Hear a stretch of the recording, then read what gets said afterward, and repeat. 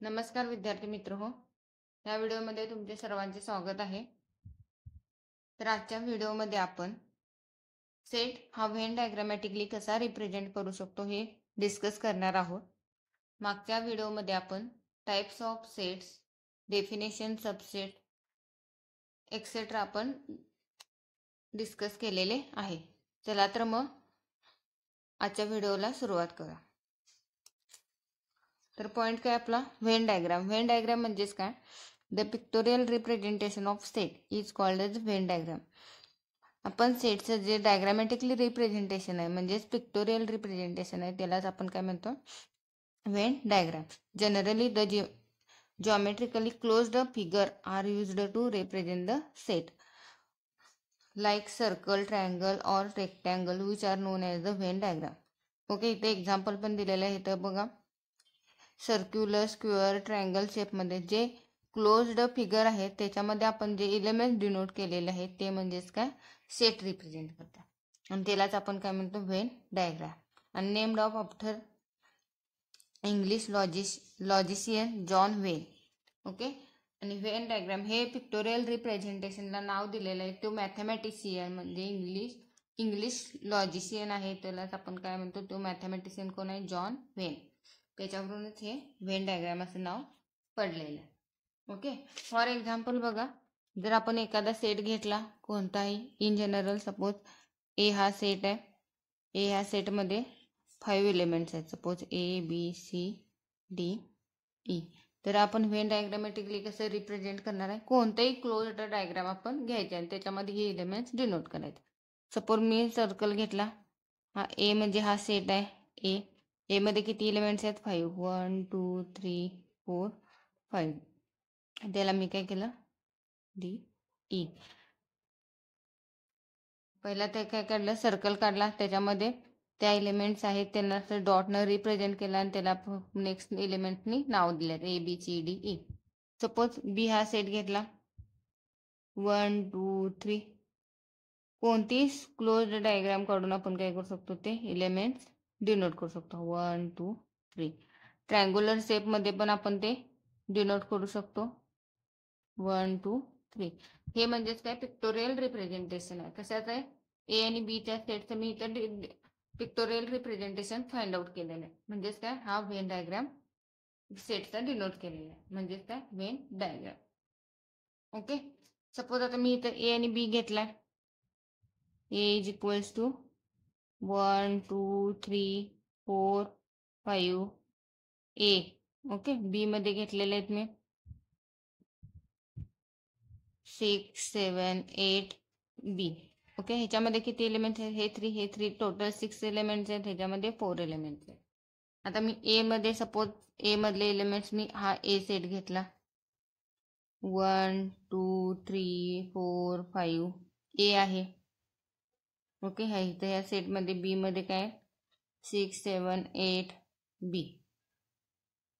Okay, आता suppose दोन्ही सेटमध्ये कॉमन एलिमेंट्स असतील, सपोज ए सेटमध्ये मी डिनोट केलं 1 2 3 5 आणि सेट बी मध्ये आहेत 1 2 6 7 4।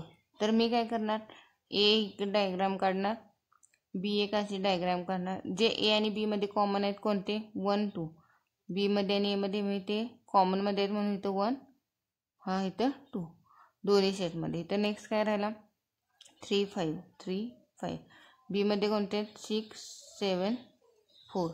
ओके, जे दोन्ही सेटमध्ये कॉमन आहेत ते मी काय केलं, कॉमनच्या सेक्शनमध्ये डिनोट केलेले आहेत आणि जे सेपरेट आहेत ते सेपरेट फॉर्म केलेले आहेत। ओके, ह्या टाईपमध्ये आपण सेट काय करू शकतो, रिप्रेझेंट करू शकतो। जे कॉमन एलिमेंट्स आहेत ते कॉमनच्या फॉर्ममध्ये दाखवलेले, हा ए मध्ये पण आहे 1 2 आणि बी मध्ये पण आहे। Is called as a Venn diagram. आता आपण ऑपरेशन्स बघणार आहोत व्हेन डायग्राम मधली। कोणते कोणते ऑपरेशन्स आहेत बघा,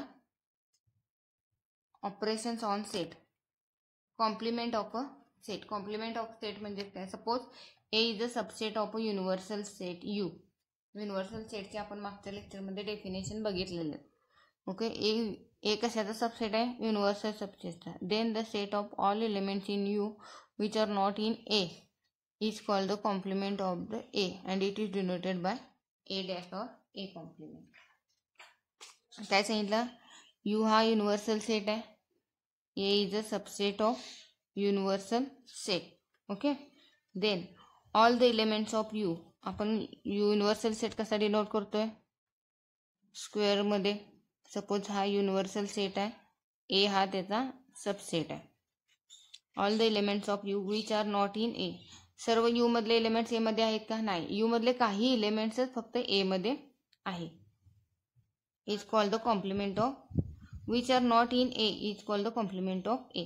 जे ए मध्ये एलिमेंट नाही, जे बाकीचे राहिलेले एलिमेंट्स आहेत ते म्हणजेच काय, एचा कॉम्प्लिमेंट. आणि it is denoted by A dash or A complement.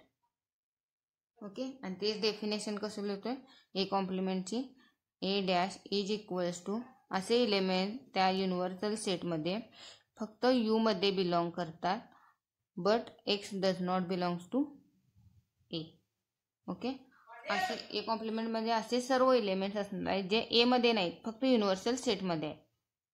Okay, आता ए मध्ये काहीतरी एलिमेंट्स असते. सपोज मी युनिव्हर्सल सेटमध्ये असा एक एलिमेंट्स घेतो, 1 2 3 4 5 6 7 8 9 10 0. आता मी ए हा सबसेट घेतला, ए हा सेट आहे. ए मध्ये युनिव्हर्सल सेटमध्ये किती आहेत, 1 to 10 आणि 0 एलिमेंट्स आहेत. ए सेटमध्ये किती एलिमेंट्स आहेत, 6 आणि 7.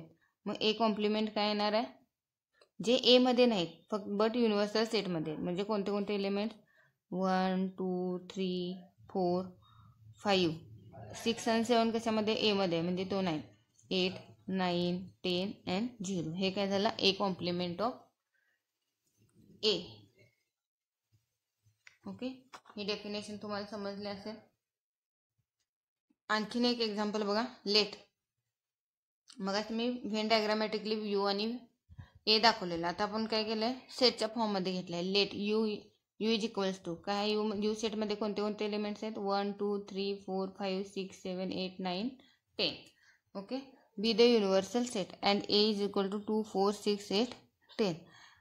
यू मधलेच काही एलिमेंट्स ए मध्ये. The complement of set A is A dash.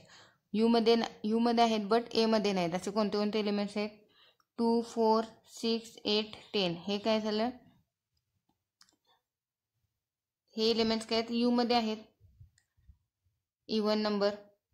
मग ऑड नंबर कशामध्ये असणार आहेत, ए कॉम्प्लिमेंटमध्ये. 1 3 5 7 9. हे काय झालं, ए कॉम्प्लिमेंट. हा ए म्हणजे हे एलिमेंट असणार आहे ए कॉम्प्लिमेंटमध्ये, हा युनिव्हर्सल. काही प्रॉपर्टीज आहेत. कॉम्प्लिमेंट ऑफ एचा कॉम्प्लिमेंटचा कॉम्प्लिमेंट असेल तर एच येणार आहे. ओके, 5 म्हणजे नल सेटचा कॉम्प्लिमेंट युनिव्हर्सल सेट येणार आहे, युनिव्हर्सलचा कॉम्प्लिमेंट 5 येणार आहे. म्हणजे सपोज ह्याचा मी कॉम्प्लिमेंट घेतला तर काय येणार आहे, ए मध्ये जर युनिव्हर्सल सेटमधले सर्व एलिमेंट्स असतील तर कॉम्प्लिमेंट काय येणार, एम्प्टी सेट 5. आणि 5चा कॉम्प्लिमेंट काय येणार आहे, universal set. No element are common in A and A dash. आता ह्याच्या ए आणि ए कॉम्प्लिमेंट काढला, ह्याच्यामध्ये कोणतं कॉमन एलिमेंट्स आहेत का, नाही. त्यामुळे ए मध्ये आणि ए कॉम्प्लिमेंटमध्ये कोणताही कॉमन एलिमेंट असत नाही. ए हा कायम यूचा सबसेट असतो आणि ए कॉम्प्लिमेंट ही यूचा सबसेट असतो.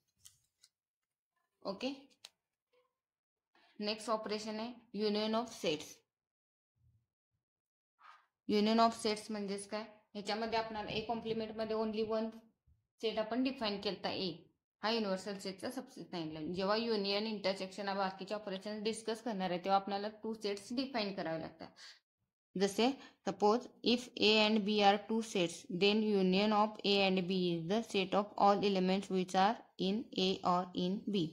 काय सांगितलेलं आहे, ए आणि बी एक 2 सेट आहेत, त्या दोन्ही सेटचं युनियन म्हणजे काय, ए सेटमधले आणि बी सेटमधले सर्व एलिमेंट म्हणजेच काय, ए युनियन बी. आणि it is denoted by A union B. Thus A union बी म्हणजे एक्स, असे सर्व एक्स की एक्स ए मध्ये असेल किंवा एक्स बी मध्ये असेल. ए आणि बी मधले सर्व एलिमेंट्स काय असणार आहे तिथं त्या ए युनियन बी मध्ये. हे व्हेन डायग्रामॅटिकली डिनोट केलेलं आहे. ए मधले एलिमेंट बी मधले शेडेड केलेलं सर्व पोर्शन काय असणार आहे, ए युनियन बी असणार. ओके, फॉर एक्झाम्पल बघा, सपोज ए सेटमध्ये मी एलिमेंट्स घेतले A B C D E F 1 2. Set B मध्ये एलिमेंट्स घेतलेत मी 1 2 3 4 5. ओके. आता हे व्हेन डायग्रामॅटिकली आपल्याला रिप्रेझेंट करायचं. व्हेन डायग्रामॅटिकली नंतर प्रेझेंट करूया. पहिला ए आणि ए युनियन बी कडे. ए युनियन बी डेफिनेशनमध्ये काय सांगितलं, दोन्ही सेटमधले all the elements which are in A or B. A किंवा बी मधले सर्व असे एलिमेंट्स. मग पहिला मी ए मधले म्हणतो A B C D E F 1 2. Okay. 1 आणि 2 बी मध्ये रिपीट झालेलं म्हणजे ॲज इट इज घेणार 3 4 5. हा म्हणजेच काय झाला ए युनियन बी. ओके. मग आता ए कसा दाखवणार आपण, हा ए सेट घेतला. ए सेटमध्ये किती आहे 8 एलिमेंट्स आहेत आणि 1 आणि 2 दोन्ही सेटमध्ये कॉमन आहेत. म्हणजे मी अशी डायग्राम काढणार, इथं 1 आणि इथं 2. इथं काय राहिलं A B C D E F. A B C D E F. B मध्ये कोणते आहेत 1 आणि 2 राईट डाऊन केलेलं आहे 3 4 आणि 5. हे काय झालं युनियन. मग ए युनियन काय आला, हा आपला सर्व ह्या दोन्ही सेटमधले सर्व एलिमेंट्स म्हणजेच काय असणार आपला ए युनियन बी. ओके. ह्याला डिनोट करताना ही डायग्राम कशाची असणार आहे, ए युनियन बी. जर तुम्हाला एक्झाममध्ये फाइंड आउट करायला सांगितलं ए युनियन बी, तर हा ए सेट डिनोट करायचा, हा बी सेट डिनोट करायचा आणि हे सर्व पोर्शन काय करायचा असा शेडेड करायचा. म्हणजे हा काय झाला ए युनियन बी. इथं आपण व्हेन डायग्रामॅटिकली पण दाखवलेले आहे. Venn diagrammatically for A union B. X हा आपण काय घेतला युनिव्हर्सल सेट घेतला आणि त्याच्यामध्ये ए डिनोट केला, हा बी डिनोट केला आणि सर्व एलिमेंट्स ए मधले आणि बी मधले काय असणार आहेत ए युनियन बी. काही त्याच्या प्रॉपर्टीज आहे. A union B equals to B union A. ह्याच प्रॉपर्टीला आपण कम्युटेटिव्ह प्रॉपर्टी म्हणतो. आता आपण इथं ए सेट घेतला, हा बी सेट घेतला, त्यांचा युनियन फाइंड आउट केला. ओके. ह्या दोन्हींचा युनियन काय येणार आहे, ए युनियन बी घ्या किंवा बी युनियन ए हेच एलिमेंट्स येणार. त्यामुळे कम्युटेटिव्ह प्रॉपर्टी एक्झिस्ट होते. नेक्स्ट काय केलं A union B union C is equals to A union in bracket B union C. ही असोसिएटिव्ह प्रॉपर्टी इथं होल्ड होत्या. जर सपोज मी एक छोटासा एक सेट डिफाईन करा. Suppose A is equals to 1 2 3 4 5. B is equals to 2 4 आणि सी एक घेतला 1 5 7 6. आता इथं ए युनियन बी काय येणार आहे, ए युनियन बी दोन्ही सेटमधले सर्व एलिमेंट्स 1 2 3 4 5. 2 आणि 4 ह्या सेटमध्ये आहे म्हणजे सेट झाला. ए युनियन सी काय येणार आहे, sorry A union B union of C. आता ए युनियन बी काढला, युनियन ऑफ सी. हे दोन्हीमध्ये कॉमन एलिमेंट्स कोणते आहेत, sorry A union B union of C. सर्व एलिमेंट्स काय झालं 1 2 3 4 5. 5 ह्याच्यामध्ये रिपीट आहे, इथं पण 5 1 आहे 1 आहे 2 3 झालेले 7 6. हा काय झाला हा एलिमेंट. सिमिलरली आपण जर पहिला बी युनियन सी घेतला, काय घेतला बी युनियन सी, काय येणार आहे बी युनियन सी 1 2 4 5 7 6. ओके. दोन्ही सेटमधले सर्व एलिमेंट. आता बी युनियन सीला काय केला युनियन ऑफ ए, काय येणार 1 2 इथं 1 2 आहे 4 5 4 5. ओके. 1 2 इथं 3 आहे 3 4 5 7 6. आता दोन्ही सेटमध्ये बघा A union B union C, A union B union C दोन्ही सेटमधले सेम एलिमेंट्स आहेत. म्हणजे ही प्रॉपर्टी काय झाली असोसिएटिव्ह. दोन्ही A union B next union C करा किंवा ए युनियन करून बी युनियन सी केलं तरी काय होणार आहे इथं एक्झिस्ट होणार आहे. Next A union phi H असणार आहे आणि A union of A A. A union फायला काय म्हणतो आयडेंटिटी फॉर युनियन आणि आयडेंटिटी फॉर. नेक्स्ट आहे property A union of A complement is equals to A. आता बघितलं आपण हा युनिव्हर्सल सेट डिफाईन केला, त्याच्यामध्ये ए डिफाईन केला आणि हा युनिव्हर्सल सेट. ए हा ए कॉम्प्लिमेंट ए आणि ए कॉम्प्लिमेंट मिळून काय होतं युनिव्हर्सल सेट. जर suppose if A container in B असेल तर देन ए युनियन बी काय असणार आहे इज इक्वल्स टू बी. आता मी इथं ए डिफाईन केला, काय केला 1 2 आणि बी काय केला 1 2 3. म्हणजे इथं हे काय झाली condition A contained in B, कारण की ए मधले सर्व एलिमेंट्स बी मध्ये आहेत. ए कंटेन्ड इन बी झाला. म्हणजे जर यांचा युनियन घेतला तर काय येणार आहे, हाच येणार आहे 1 2 3. युनियन ऑफ ए, एचा आणि ह्याचा युनिव्हर्सल सेटचा युनियन काय येणार आहे, universal set. A contained in A union B and B contained in A union of B. If A contained C and B contained C, then A union B is equals to C. जर A आणि B दोन्ही set जर C मध्ये belong करत असतील, म्हणजे C मधलेच elements A आणि B मध्ये असतील, तर त्याचा युनिव्हर्सल त्याचं तर काय येणार, युनियन C सेट मध्ये कंटेन होणार. ओके. ह्यामध्ये आजच्या लेक्चरमध्ये आपण व्हेन डायग्रामॅटिकली आपण सेट कसा रिप्रेझेंट करू शकतो आणि त्याच्यावरचे काही ऑपरेशन्स म्हणजे सम, कॉम्प्लिमेंट आणि युनियन डिस्कस केलेले आहेत. नेक्स्ट लेक्चरमध्ये आपण इंटरसेक्शन आणि बाकीचे ऑपरेशन्स डिस्कस करू. व्हिडिओ आवडला असेल तर लाईक करा आणि चॅनलला सबस्क्राईब करा. धन्यवाद.